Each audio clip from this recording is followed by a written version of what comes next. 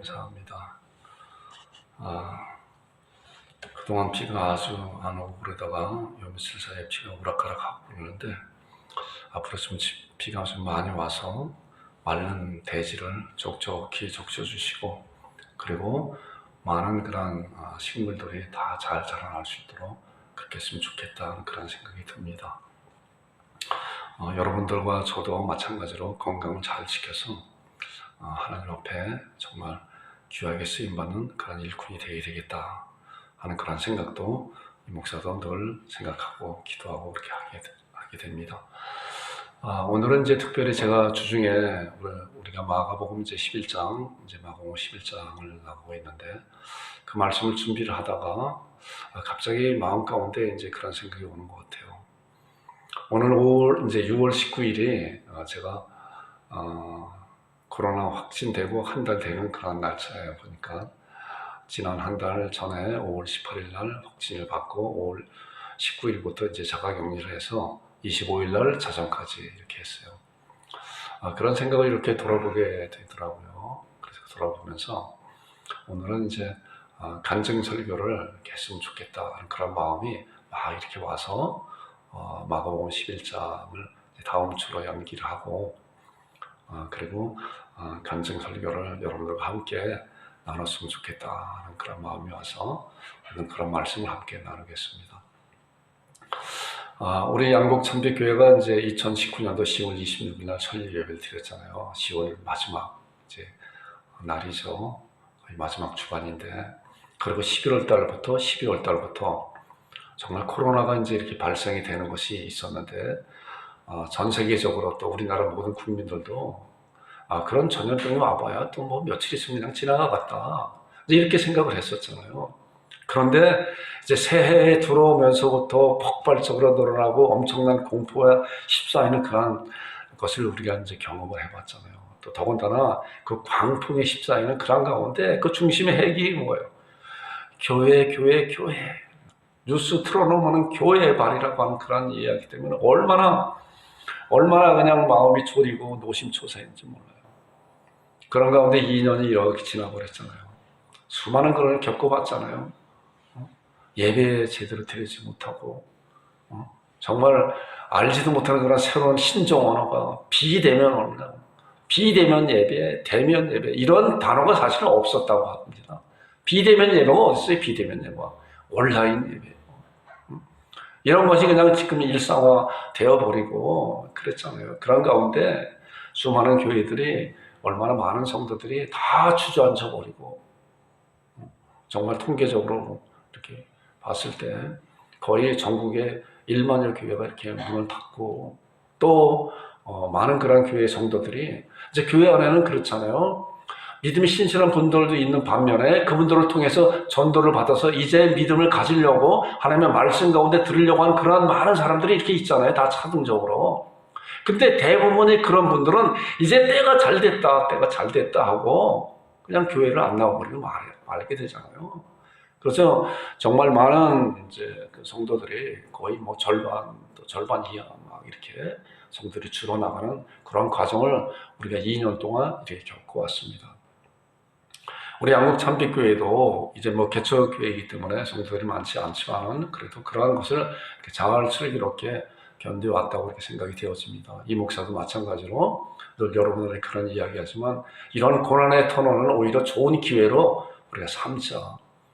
하나의 돌이 있는 것이 걸림돌이 아니라 오히려 디딤돌을 삼아서 그로 말미암아 넘어지는 것이 아니라 그것을 딛고 더 멀리 뛸 수 있는 그런 준비 기간을 삼아야 되겠다라고 이 목사도 늘 생각을 하고 있어요. 그러나 이렇게 생활을 하면서 이것이 언제 끝날지 모르는 그런 가운데 있은 것을 생각을 해보게 되면 어떤 때는 느슨해 져버리는 그런 것이 있어요.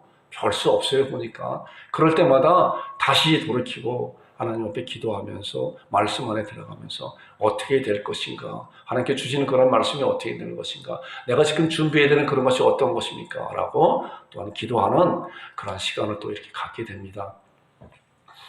또 특별히 이제 올해 들어와서 이제 변종 그러면서 이제 오미크론이라고 하는 그런 변종 바이러스가 이렇게 나타나서 아주 약화되는 그런 모습이 보여지게 되잖아요. 우리 교회 성도들 가정에도 다 이렇게 한 번씩 거쳐가는 것 같아요. 저도 예외 없이 아까 말씀드린 것 같이 한 달 전에 그렇게 자가격리를 하고 하는 가운데 있었잖아요, 보니까. 그러면서 이제 5월 달에 들어와서 보니까 정부에서도 그 강력한 그런 방역 지침이 거의 이제 완화가 됐잖아요. 완화가 돼서 뭐 4명 모여야 된다, 뭐 6명 모여야 된다, 뭐 8명 모여야 된다. 그러다가 이제 그런 모임에 대한 숫자를 이제 완화시켜 버렸잖아요. 그래서 이제 얼마든지 식당에서 같이 가족들이나 또한 친지 그런 모임들을 가질 수 있고, 또 교회 안에서도 식당에서 이렇게 자유롭게 먹을 수 있는 그런 그 방침이 이렇게 내려왔습니다. 그래서 저도 마찬가지로 이제 5월 셋째 주, 넷째 주 그 정도에 2주간에 걸쳐서 그동안 거의 2년 동안 모이지 못했었던 그런 모임들이 있어요. 그런 모임을 날짜를 정하고 식당을 예약하고 이제 다 그랬습니다. 그리고 이제 이 목사 내심적으로 아까 말씀드린 것 같이 2년 동안 그래도 뭘 준비해야 될 것인가 라고 하는 그런 생각 가운데 하나님께서 나에게 주신 그런 은혜가 무언가, 복음에 대한 그런 것이 무엇인가. 우리는 그런 것 같아요. 우리가 경험한 것 있으면서도 이것을 다른 이들에게 잘 말로 조리 있게 전하는 그런 것이 사실은 잘 준비가 돼야 되거든요. 그런 준비를 사실은 2년 동안 그 전부터 준비해 왔었던 것을 더 체계적으로 준비했었던 그런 기간이었었어요. 그런 가운데 이제 잘 됐다, 잘 됐다. 이제 이런 분절이 이런 긴 어둠의 터널에 지나갔기 때문에 이제 그들도 초청을 해서 하나님의 은혜의 복음을 들을 수 있는 그런 자리를 만들어야 되겠다라고 내심 생각을 하고 계획을 세우고 그랬습니다. 그래서 그 셋째 주간에는 또 5월 22일 날이죠. 5월 20일 주일에는 우리 탄자니아 선교사로 이제 가시는 우리 한바성 목사님 모시고 또 말씀을 주일 예배 말씀을 듣고 오후 시간은 제가 복음 전도한 것을 준비하면서 그때 이제 초청하려고 했었던 그런 여러분들이 있었어요. 그런데 제가 코로나로 딱 걸려버리고 말았잖아요. 그래서 5월 20일 날 주일날 우리 예배도 못 드렸잖아요.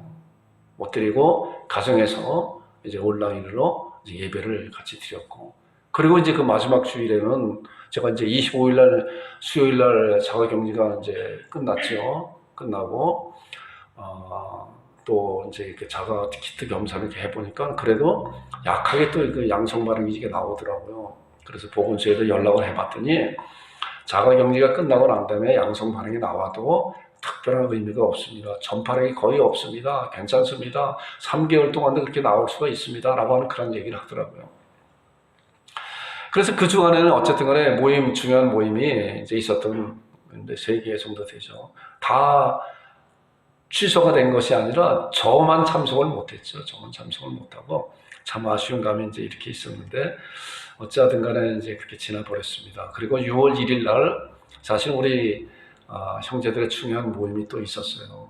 그런 모임은 이제 내가 25일 날 끝났기 때문에 갈 수가 있잖아요. 모든 아내하고 이제 준비도 다 하고 이제 충청도까지 가야 되는 그런 과정 가운데 있었는데, 그런데 이제 우리 누님한테 이제 연락이 왔어요. 연락이 와서 어떻게 코로나가 걸려서 자가격리까지 이렇게 했었다고 하는 그런 이야기를 이제 들은 것 같아요. 걱정스러운 그런 마음 가운데, 그리고 또 한편으로는 이번 모임에 가지 않았으면 좋겠다라고 하는 그런 말씀을 하시더라고요. 왜냐하고 하면은 연세가 80대신 분들이 우리 위에 이제 누님이나 또 이모님들이 80대시고 이제 80도 넘으시고 이제 그랬기 때문에 혹시나 또 그분들에게 해가 될까봐 하는 그런 말씀을 해서 처음에는 굉장히 섭섭한 감도 있었어요. 그런데 가만히 생각을 해보니까 그렇구나.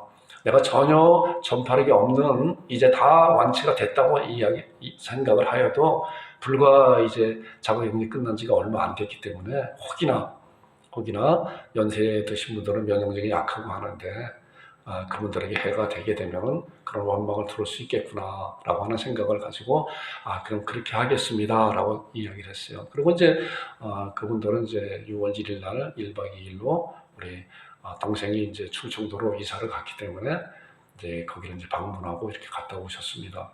저희는 못 갔고요.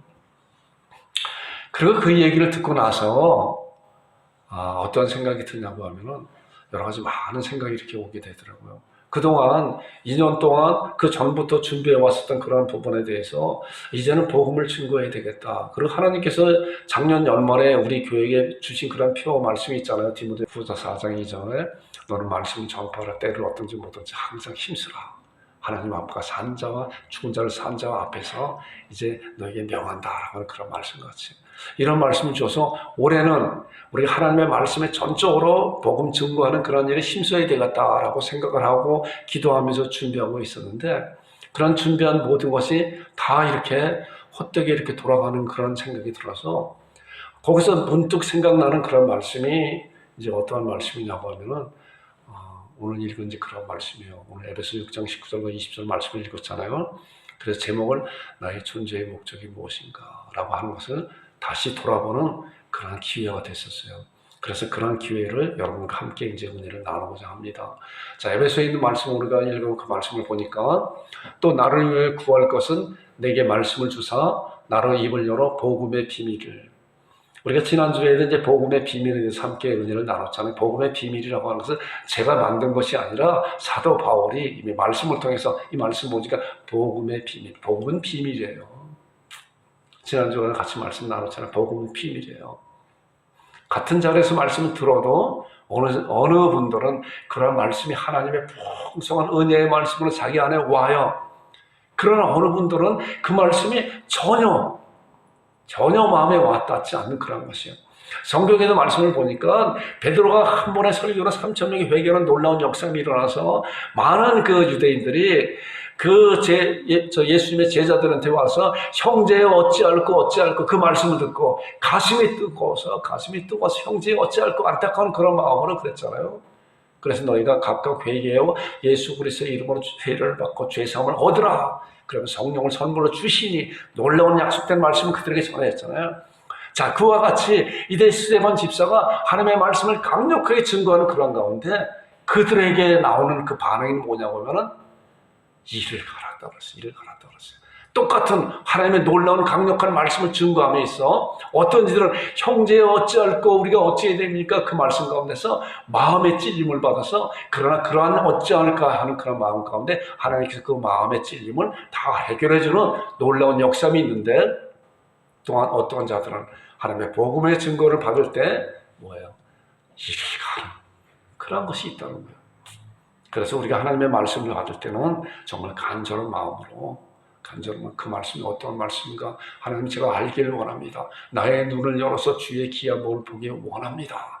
라고 하는 간절한 마음 가지고 하나님 앞에 있는 것 같은 신앙으로 하나님의 말씀을 받을 때 그 말씀이 우리 마음 가운데서 살아 역사하는 놀라운 은혜의 말씀이 됩니다. 여러분들과 제가 그런 자들이 되기를 주님의 이름으로 축원드립니다.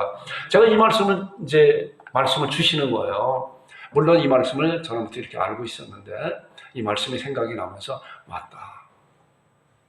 내가 이런 계획을 하면서 기도하지 않았구나. 물론 혼자 기도했다고 해도 이제 이 말씀 보니까 사도 바울이 에베소 성도들에게 또 나를 위해 구할 것은 나를 위해서 기도해 달라고 라고 그렇게 기도 부탁하는 거예요. 사도 바울이 어떤 분이에요? 정말 하나님의 강력한 메시지를 증거하고 그런 놀라운 역사이고 죽은 자도 살리게 하는 그런 능력이 있는 그런 분이 뭐가 부족해서 에베소 성도들에게 그들에게 기도를 부탁해요. 그러나 정말 기도를 함께 하는 그런 놀라운 비밀이 있다는 거예요. 나를 위해서 구할 것은 내게 말씀을 주사 나로 입을 열어 복음의 비밀을 담대히 알게 하옵소서 할 것이니 이 일을 위해 내가 쇠사람에 매인 사신이 되었다. 내가 복음을 위해 쇠사람에 매인 그런 하나님의 종이 되어서 이제 하나님께서 전권적으로 나에게 맡겨준 그런 일을 감당할 수 있도록 담대히 전할 수 있도록 기도해 달라고 그랬어요. 이 말씀을 주면서 이 말씀을 저에게 말씀을 주시면서 그렇다.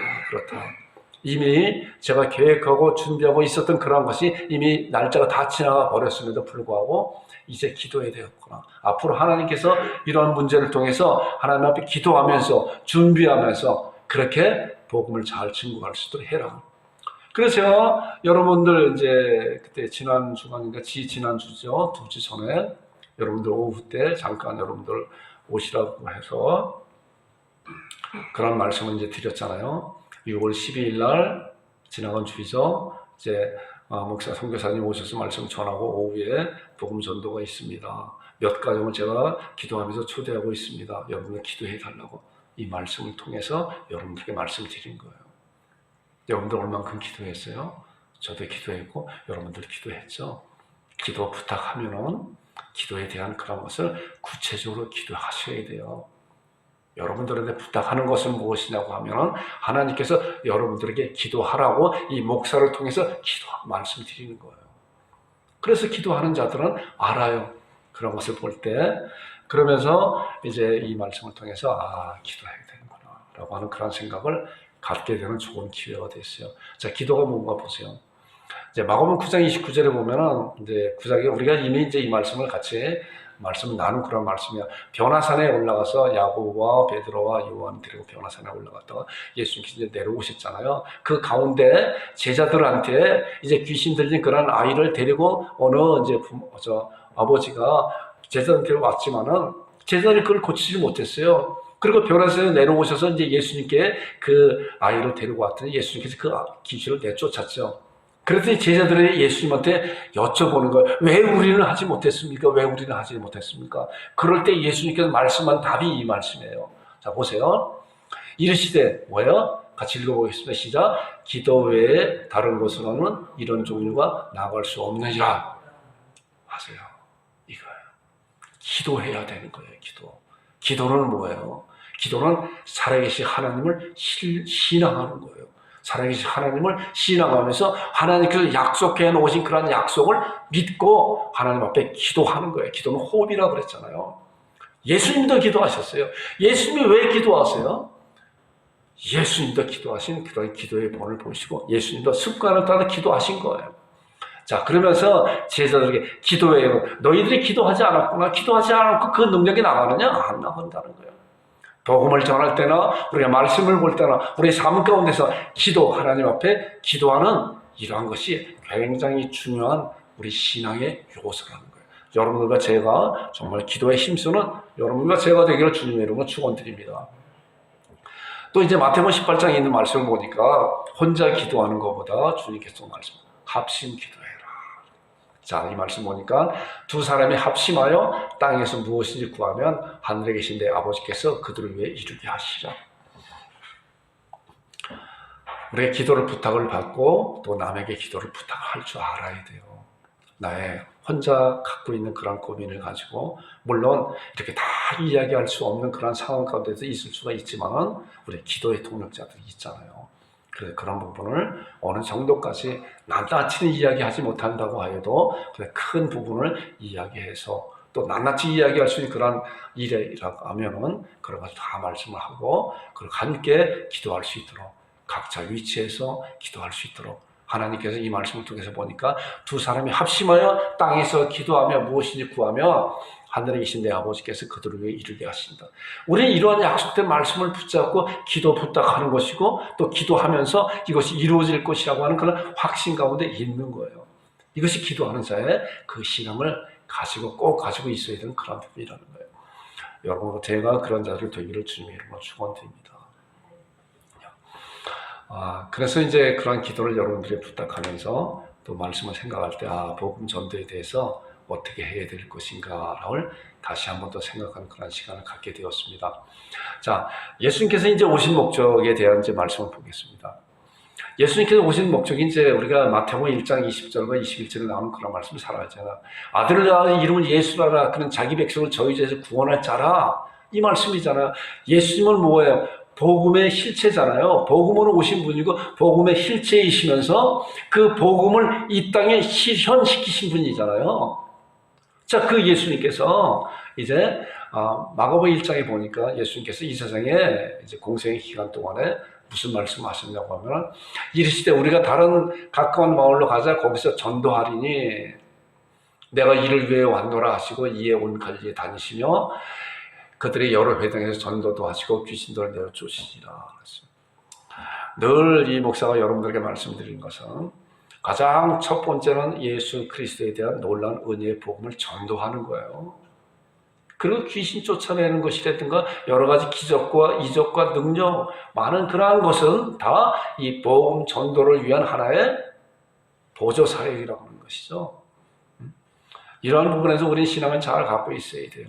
예수님께서 이 말씀을 보니까 내가 전도하러 왔다. 내가 전도하러 왔다. 내가 이를 위해 왔다. 그리고 예수님께서 전도도 하시고 뭐예요? 축사 사역도, 귀신도, 또 병 고치는 그런 힘의 원사도 다 하셨잖아요. 그런데 그것은 뭐냐면 전도를 위한 그런 것입니다. 자, 예수님께서 스스로 무슨 전도를 하셨을까? 무슨 전도를 하셨을까? 자, 요한복음에 있는 말씀을 보니까 이제 그런 말씀이 있어요. 보니까 요한복음 6장 35절에 보니까 나는 하늘에서 내려온 생명의 떡이다. 내가 하늘에서 내려온 생명의 떡이다. 10장에 있는 말씀을 보니까 나는 선한 목자라. 나는 선한 목자라. 요한복음 11장 21절에 보니까 나는 부활의 생명이라.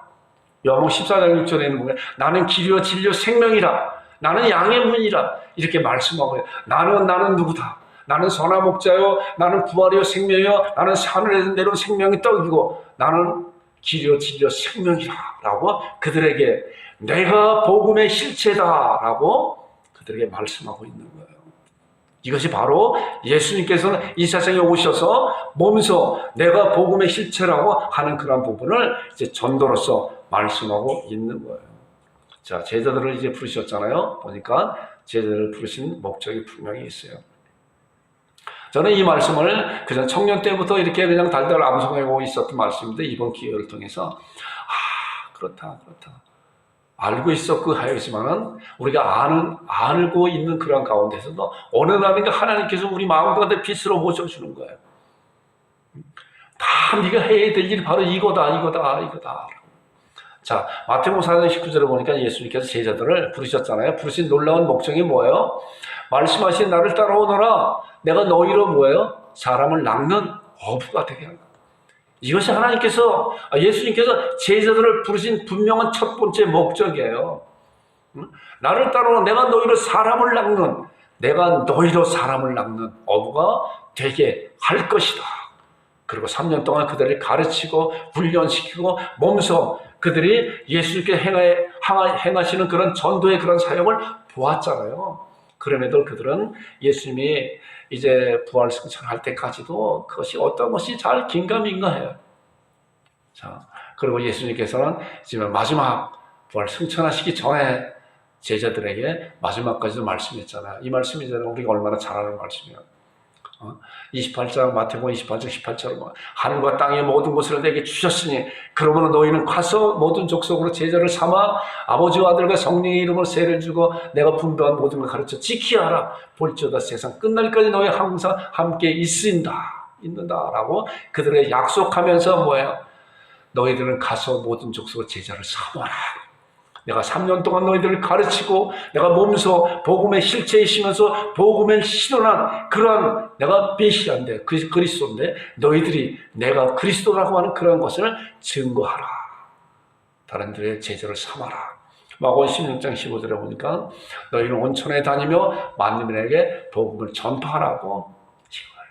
복음을 전파하라 그들에게. 그런데 그러면서 이제 복음을 전파하기 위해서는 너희들 기다리고 있어라. 성령님께서 오실 것이다 라고 말씀하고 있어요. 자, 보니까 성령님이 땅에 오시면 요한복음 15장 26절에 보면은 내가 아버지께로부터 너희에게 보낼 보혜사. 자, 성령님은 보혜사잖아요. 다른 보혜사, 예수님도 보혜사, 도와주는 분, 협조자, 돌보시고 변화하시는 그런 분은 이제 보혜사라고 하는 그런 단어의 뜻인데 곧 아버지께로부터 나오시는 진리의 성령이 오실 때 뭐야? 그가 나를 증언할 것이다. 성령님께서 오시면은 그분이 내가 예수 그리스도라고 하는 것을 증거할 것이다. 너희들을 통해서. 그렇기 때문에 이제는 너희들이 성령님이 오심을 기다려라. 그리고 사도행전 1장 8절에 아주 유명한 말씀이잖아요. 오직 성령이 너희에게 임하시면 너희가 권능을 받고 예루살렘과 온 유다와 사마리아 땅 끝까지 이르러 뭐야? 내 증인이 될 것이다. 성령께서 너희들에게 임하시면은 너희들은 내 증인이 될 것이다. 내 증인이 될 것이다. 바로 내가 예수님이 내가 그리스도라고 하는 많은 백성에게 너희들 이분을 통해서 증거할 것이다. 성령님께서 오시면 그렇기 때문에 성령님을 오심을 기다리고 있어라 라고 하는 가운데 이제 120명 문도 성도들이 이제 제자들이 기다리고 있었잖아요. 그리고 사도행전 2장에 나오는 그런 말씀 가운데 제가 요약을 해보니까 오순절에 이미 이맘에 그들이 모인 곳에 불의 혀같이 강하고 급한 바람 같은 소리가 있어서 호련히 성령께서 그들의 각자 머리 위에 불의 혀같이 임하였잖아요. 그랬더니 그들이 뭐야? 각자가 성령님의 충만함을 받았잖아요. 성령님의 충만함을 받고 나니까 이들이 뭐예요? 그 전까지는 그렇게 겁장이고 정말 두렵고 떨리는 마음 가운데 있었던 그런 자들이 이제 예수님께서 말씀하신 대로 오직 성령님이 너에게 임하시면 너희가 내 증인이 될 것이다. 온 세상을 향해서 너희들은 내 증인이 될 것이다. 라고 하는 그런 말씀 가운데 이제 그 말씀이 이 제자들을 통해 성취게 되잖아요. 자, 그 베드로가 어땠어요? 바깥으로 뛰쳐나갔잖아요. 그 제자들이 뛰쳐나가서 예루살렘 성에서 많은 이들에게 이제 증거하고 있었잖아요. 자, 베드로와 제자들이 어떤 사역을 하였느냐 보니까 말씀이에요. 그런즉 이스라엘 온 집은 확실히 알지니 너희가 십자가에 못 박은 이 예수를 하나님이 주와 그리스도 메시아 구원주로 되게 하셨다. 이분을 믿으셔야 된다. 이분을 믿어야 된다라고 그들에게 강력하게 너희들이 죽인 이 예수님이 하나님께서 바로 너희들이 섬기는 그 하나님께서 주와 그리스도가 되게 하신 그분이다 라고 말씀했잖아요. 그랬더니 이들이 형제 어찌할꼬 이런 탄식하는 놀라운 역삼이 일어나서 3,000명이 회개하는 놀라운 역삼이 일어나고 그리고 예루살렘 교회가 이제 탄생시키는 그런 기회로 삼게 되었죠. 자, 사도행전 5장 40절에 보니까 그들이 날마다 성전에 있든지 집에 있든지 예수는 그리스도를 가르치기와 전도하기를 그치지 않았다. 자, 우리 이런 내용을 말씀을 다 보면 성경에 있는 말씀을 보면은 다 예수님은 그리스도라고 하는 그런 전도함이에요. 예수님을 그리스도라고 메시아라고 하는 그런 전도함의 흐름이라고. 사도행전이 뭐예요? 사도들의 행전, 사도들이 다니엘에서 말씀한 그런 것인데 그 말씀이 뭐예요? 예수님은 주님이십니다. 그 증거한 거잖아요. 많은 목사님들이 그런 말씀을 하시잖아요. 사도행전 28장까지 있지만 이제는 29장은 우리들이 써나가는 겁니다. 우리들이 어떻게 써나가는가? 예수님은 주님이십니다. 라고 증거하는 복음 전도자로 우리가 사용되어야 된다는 거예요. 그러기 위해서 우리는 과연 무엇을 하고 있는 것인가? 우리가 가야 될 방향이 무엇이고 우리가 목적으로 향해야 될 그런 것이 어떤 것인가? 그렇게 답이 나왔잖아요. 그렇기 때문에 그 답을 향해서 우리는 준비하고 가야 된다는 것입니다. 자, 사도 바울도 이제 말씀을 보니까 이런 말씀이에요. 고린도서 1장 17절에 보면은 그 말씀이죠. 그리스도께서 나를 보내심은 세례를 베풀게 하려 하심이 아니라 오직 복음을 전하려 하심이라. 자, 예수님께서 나를 보내신 것은 세를 베풀고, 자, 사도 바울도 유도를 죽은 자 가운데 살렸잖아요. 이런 놀라운 능력을 베풀었잖아요. 귀신 쫓아내고 각종 이적을 베푸는 그런 자인데, 이런 모든 건 다 차선이다. 우선은 뭐냐고 하나님의 은혜의 복음을 증거하는 것이다. 갈라디아서 6장 10절에 보니까 나는 십자가 외에 결코 자랑할 것이 없다. 그런 놀라운 말씀이 지난주간에 우리 한 목사님께서 본문으로 말씀한 그 말씀이죠. 사도행전 20장 24절에 나의 달려갈 길과 주 예수께 받은 사명 곧 하나님의 은혜의 복음을 증거함에 있어 나의 생명도 조금도 아끼지 않았다는 거예요. 복음을 증거함에 있어서 사도 바울은 생명도 아끼지 않아요. 그렇기 때문에 사도 바울이나 예수님의 다른 제자들은 다 이 복음 때문에 자기의 목숨을 버리면서 복음을 증거한 거예요. 그런데 과연 우리들은 무엇인가? 우리들은 예수님을 믿으면서 과연 예배드리고 그냥 가정 가운데 평안하고 이 세상에 그냥 이렇게 살다 가는 것인가? 라고 하는 그런 것을 다시 이 목사도 돌아보게 되는 거예요. 그래서 오늘 저 설교 제목이 뭐예요? 나의 존재의 목적이 무엇인가를 다시 한번 돌아보는 그런 기회를 삼았습니다.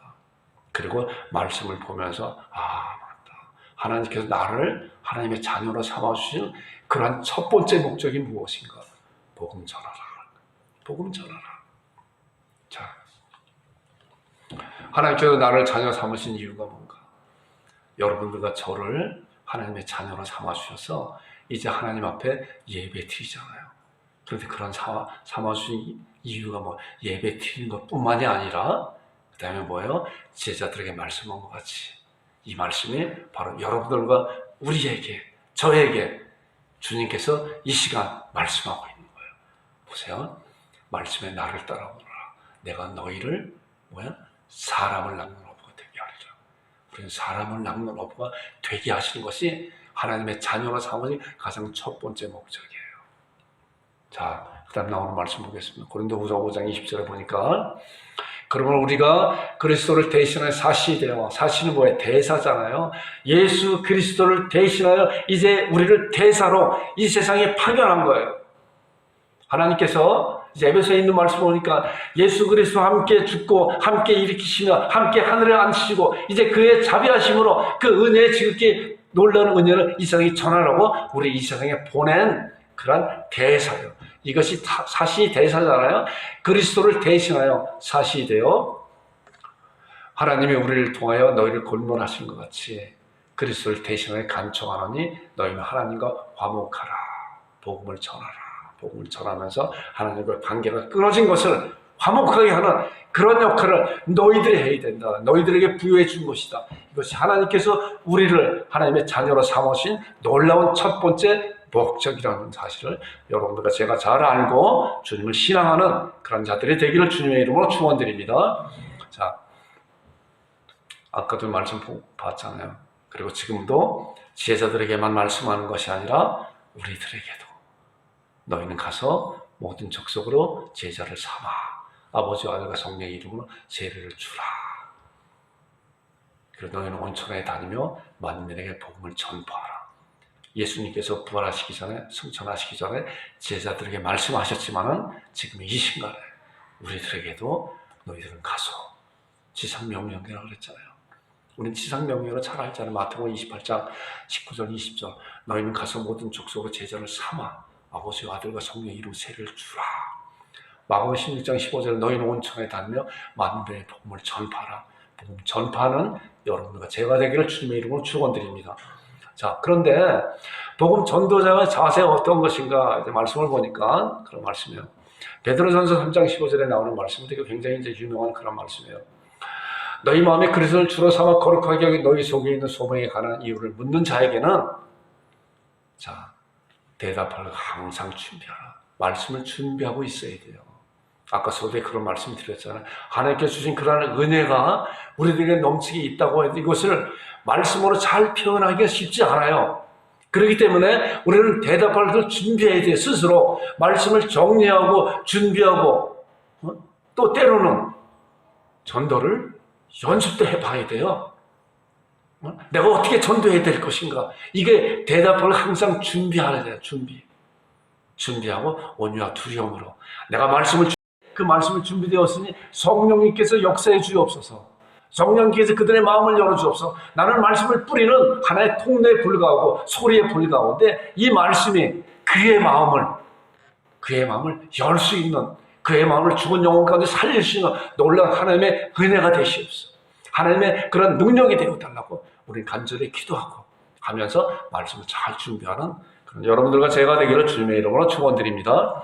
자, 고린도서 1장 28절 29절에 있는 말씀 보니까 자, 이 말씀도 우리가 그를 전파하여 먼저 복음 전도가 먼저예요. 교회는 주님은 그의 몸이니 우리가 만물에서 만물을 충만케 하는 충만이라라고 교회 안에 있는데 우리가 교회 안에서 우리 형제와 지체들 간에 풍성한 은혜를 나눌 수가 있어요. 그러나 그 지체들이 되기 위해서는 가장 첫 번째는 뭐예요? 복음이 전파되어서 이제 하나님의 자녀로 삼는 놀라운 첫 번째 순서가 있어야 되는 것이죠. 그를 전파하여 그 다음에 나오는 말씀이 각 사람을 권하고 각 사람을 가르치면 각 사람을 그리스도 안에서 완전한 자로 세우게 합니다. 자, 완전한 자로 세우게 하기 위한 그런 과정 가운데 있는 것이잖아요. 말씀을 가르치고 또한 권하고 또 그리스도 안에 완전한 자로 세우는데 그 완전함의 첫 번째가 뭐냐면은 복음을 전도하는 전도자로 세움받게 하는 것이다. 자, 우리가 하나님의 자녀이면서 수십 년 동안 있으면서도 하나님의 은혜의 복음을 나는 받은 것이 분명한데 내가 하나님의 자녀이고 구원받은 것이 분명한데 나는 이 구원에 받은 것을 다른 이들에게 어떻게 전할까 한 번이라도 고민해봤나. 우린 고민해봐야 돼요. 고민해보고 말씀을 준비해야 이제 때가 되어서 제가 그 설명을 잘 하잖아요. 같이 그 얘기를 잘 들잖아요. 민들레가 꽃이 떨어지고 이제 준비가 된 홀씨가 이렇게 다 이렇게 했을 때 그 준비가 됐잖아요. 준비가 되면은 바람 불면 확 날아가는 거예요. 우리가 준비가 됐을 때 이제 때를 얻든지 못 얻든지 항상 힘쓰라고 하는 그런 말씀 같이 성령님께서 때를 얻든지 못 얻든지 우리에게 준비된 자에게 바람을 성령의 바람을 불어넣는다는 거예요. 그래서 우리 안에 그 생명이 우리 입을 통해서 우리의 삶을 통해서 이제 날아가서 그 씨앗이 나의 혼자 나에게만 있는 것이 아니라 많은 이들에게 예루살렘과 온 유다 사마리아 땅 끝까지 이르러 그 씨앗이 날아가서 그 씨앗이 정말 생명으로 싹 트는 그런 놀라운 일이 우리를 통해서 흘러나간다는 거예요. 그런데 우리가 멈추고 있다고 하면 그것으로 뭐예요? 끝나요. 그것을 내 것으로 이렇게 끝나버리게 하는 거예요.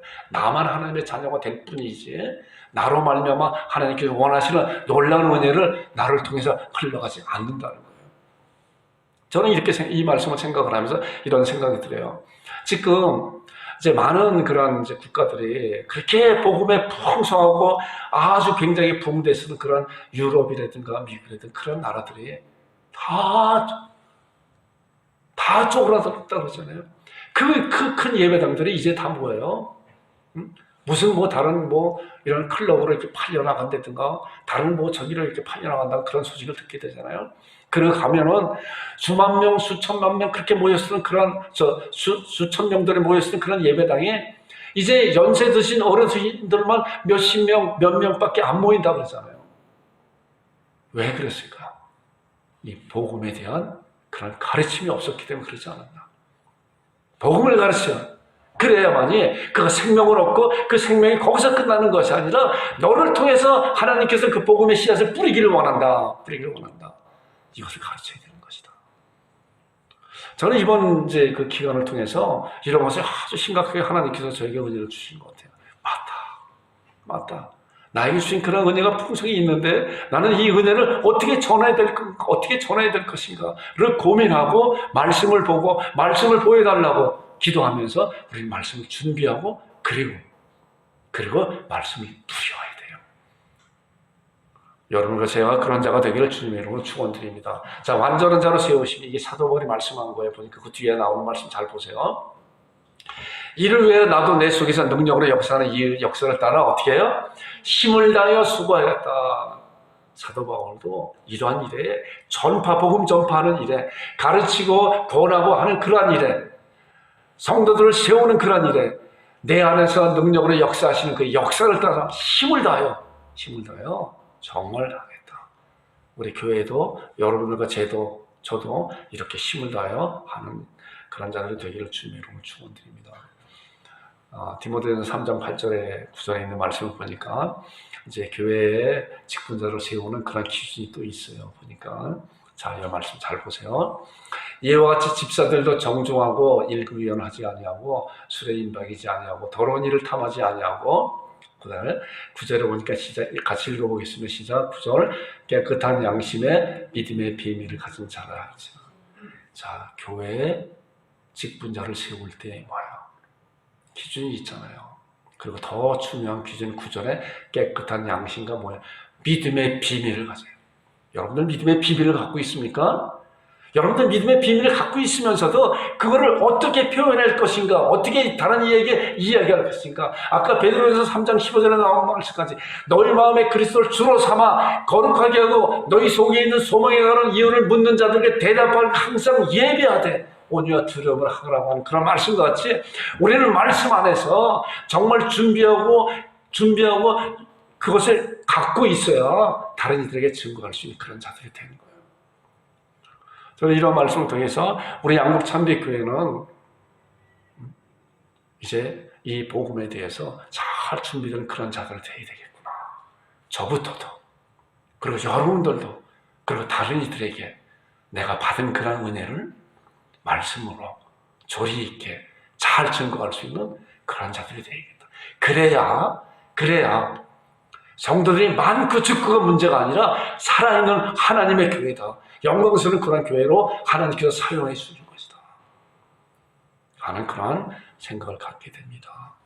여러분, 제가 그런 말씀에 순종하면서 나도 이제 그래야 되겠다. 내가 받은 은혜를 나로 멈추는 것이 아니라, 끝나는 것이 아니라 다른 이들에게 전하는 그런 자가 되겠구나 라고 갖는 그런 신앙을 갖는 여러분들과 제가 되기를 주님으로 축원드립니다. 이제 마지막 말씀 디모데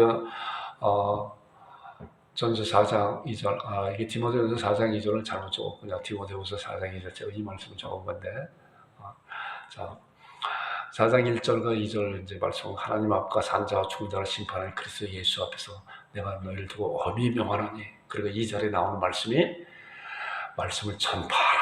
때를 어떤지 못 어떤지 항상 힘쓰라.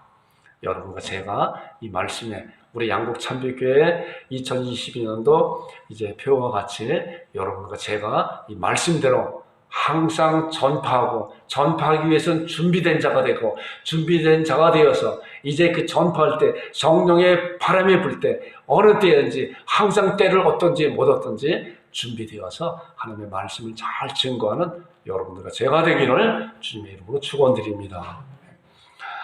우리 합심 기도하겠습니다.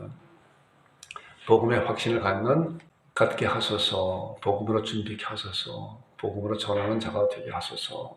우리 이렇게 세 가지 말씀으로 복음의 확신을 먼저 갖고, 그 다음에 복음으로 잘 준비하고, 그 다음에 복음을 전하는 그런 자가 되게 해달라고 하는 간절히 기도하는 시간 갖겠습니다. 기도하겠습니다.